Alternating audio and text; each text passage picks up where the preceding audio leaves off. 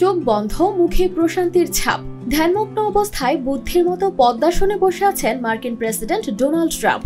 যেন তিনি জীবনের সব বিতর্ক, ক্ষমতা আর খ্যাতির দৌড় থেকে মুক্ত হয়ে বেছে নিয়েছেন শান্তির পথ। কি ভাবছেন, সত্যি কি ট্রাম্প এমন শান্ত হয়ে গেছেন? তবে না, এটা বাস্তব নয়।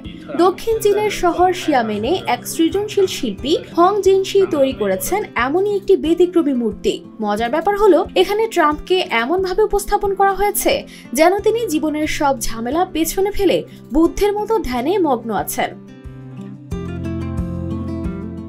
শিল্পী হং জানান, মূর্তিটি তিনি শুধুমাত্র মজার ছলেই তৈরি করেছেন। তার মতে, ট্রাম্প এমন একজন মানুষ যিনি বরাবরই থাকেন খ্যাতি আর বিতর্কে, কিন্তু ধ্যানমগ্ন বুদ্ধের অবস্থায় তার এই চিত্র সত্যি হাস্যকর এবং চমকপ্রদ।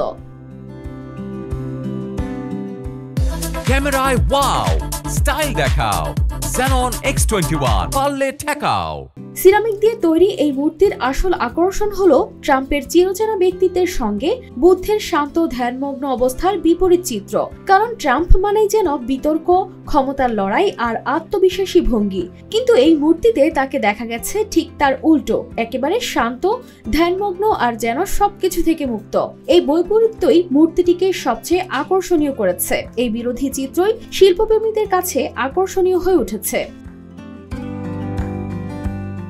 চীনের সামাজিক যোগাযোগ মাধ্যমে এই মূর্তির ছবি ছড়িয়ে পড়ার পর মানুষকে নাম দিয়েছে পশ্চিমের ডং বুদ্ধ, যেখানে ডং মানে সব জানতা। আর মজা করে কেউ কেউ বলছেন, এই মূর্তি শুধু ধ্যান নয়, কোম্পানিকেও মহান করবে।